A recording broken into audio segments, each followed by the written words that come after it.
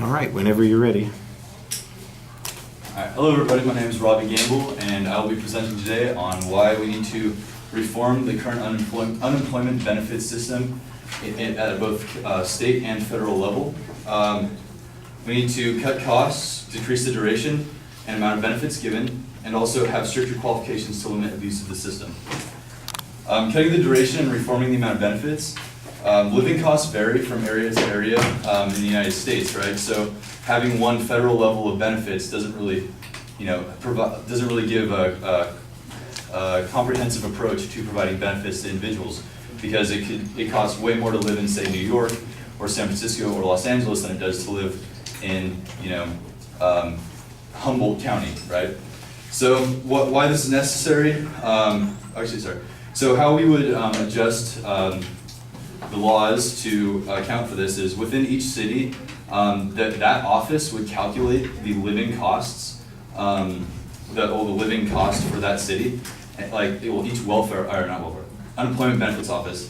And so based off of that, like the benefits would then be distributed based on how much it costs to live in that area, so that people who need more money and more expensive areas would get that money, and people who don't need as much money because they live in less expensive areas wouldn't get as much, and that way it'd be a more equitable distribution based on need.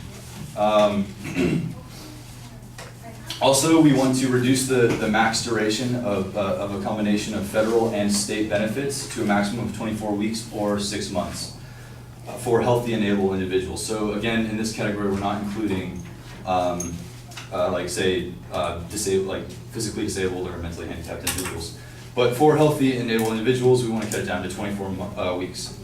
So the reasons we want to do this are because individuals are disincentivized to find work because benefits last up to 2 years currently. According to an article on CNN.com, the number of Americans who collected unemployment benefits increased from 12.1 million in January 2010 to 6.7 million in November 2011. So yes, there are less people currently on unemployment benefits now. But if you correlate, we can draw a correlation between how long these benefits lasted and when people rejoined the workforce. So we can see that when benefits started to expire across the board, there was a surge in reemployment and people re-entering the workforce, which proves that because their benefits lasted X duration, they waited that much time to try and re-enter the workforce. Also, according to the Institute for the Study of Labor's study entitled Benefit Duration, Unemployment Duration, and Job Match Quality, they did a regression discontinuity study, and they found that the generosity of the unemployment insurance system plays a central role for the job search behavior of unemployed individuals. They found their studies found a consistent spike once again in the number of unemployment benefit recipients re-entering the workforce roughly 1 month before their benefits expired. So again, this proves my claim that unemployment benefit recipients aren't entering the workforce until they absolutely have to, which is when their benefits expire. Aside from the monetary cost of supporting unemployment benefit recipients, it's also it is to an extent kind of morally wrong to place the responsibility for some people on the shoulders of others. So again, this is a value claim, but like morally, each individual is responsible for themselves and taking care of themselves. So when they can't do that and we put the weight on other people, that's not fair to the people who are working and working hard to support themselves. It's already hard enough for someone to support themselves in today's economy. So in a quote by, also the monetary cost of supporting UB recipients, it's also just a ton of money. Between 2008 and 2012, taxpayers footed a bill of $184.7 billion.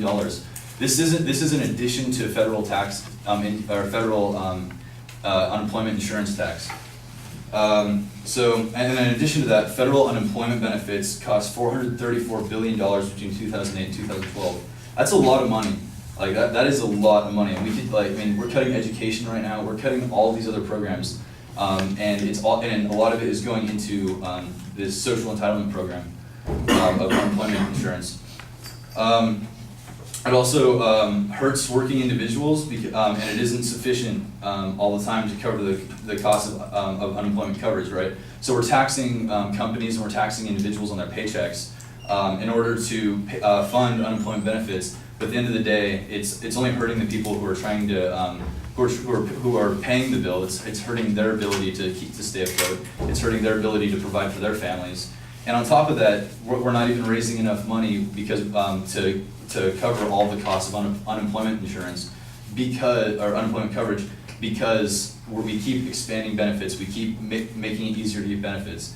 And so overall, this is an easy warrant or a clear warrant for reform within the system. So also, we would like to make qualifying for benefits more strictly enforced to limit abuse of the system. According to a press release by the Pennsylvania State Labor Department, a failure to check if inmates were receiving unemployment insurance or unemployment benefits, which is illegal for them to receive, has cost the state over $7 million in taxpayer dollars. So inmates who are serving time and aren't supposed to be collecting these benefits are collected over a 10-month period, over $7 million of benefits, which this is like hard-working, tax-paying individuals are paying for people who are in prison to basically get free money while they sit there.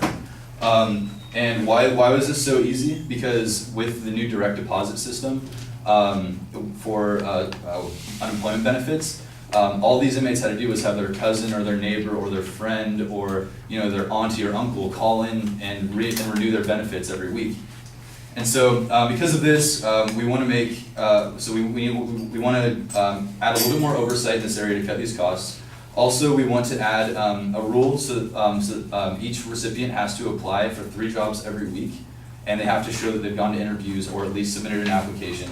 And we would use an online system to accomplish that goal. Also require a drug test to receive benefits, because if the people who are paying for these recipients to basically survive, if they're getting drug tested to make that money, then the people who are receiving that money should also be drug tested. So for my closing point to this, we want to cut costs, apply stricter qualifications for receiving coverage, monitor recipients, and make sure they are actively looking for work, and reduce the duration of benefits. Thank you.